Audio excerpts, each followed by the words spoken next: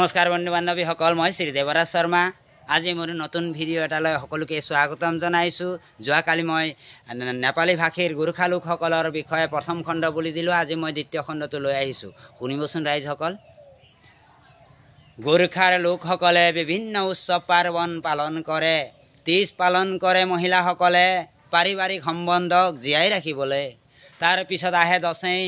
खासी मांस चिरा लगत मिलाई दिला रक्ती आंद्रा भुड़ी भाजे पृथक करी परियाলৰ সকলোৱে खाय लगत बही ककाई भाई बाई भनीर प्रेমৰ उत्सव हल तिहार।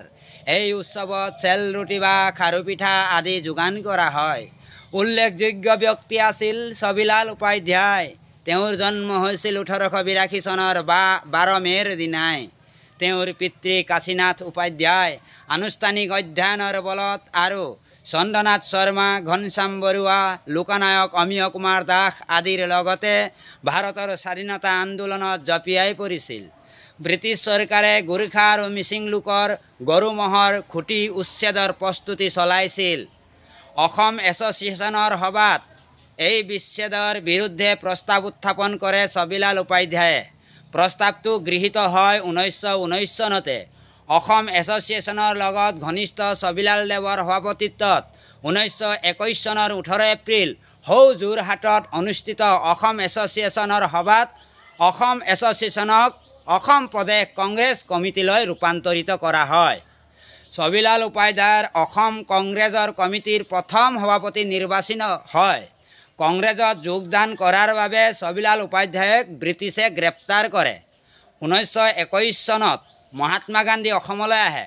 স্বাধীনতা আন্দোলনৰ পৰা ঘূৰাই আনিবলৈ নানা প্ৰলোভন দিছিল ব্ৰিটিছ চৰকাৰে অসমৰ কংগ্ৰেছৰ নেতাসকলক। মৌজাদাৰ কাউন্সিলৰ আদিৰ প্ৰলোভনীয় পদ যাচিছিল ছবিলালকো। মহাত্মা গান্ধীৰ নেতৃত্বত চলা সহযোগ আন্দোলনত যোগদান কৰি ছমাহ কাৰাবাসো খাটিছিল।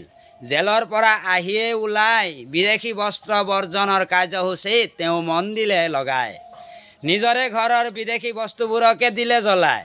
ছবিলাল উপাধ্যায়দেৱে অসমক চি গ্ৰুপত অন্তৰ্ভুক্ত কৰাৰ চক্ৰান্তক তীব্ৰ বিৰোধিতা কৰে আৰু তেওঁৰ নেতৃত্বত অখিল ভাৰতীয় গোৰ্খা লীগৰ আহ্বানত তেজপুৰত 30,000 নেপালী ভাষী লোক সমবেত হয় জিন্নাৰ প্ৰস্তাৱৰ বিৰুদ্ধে বিৰোধিতা কৰে।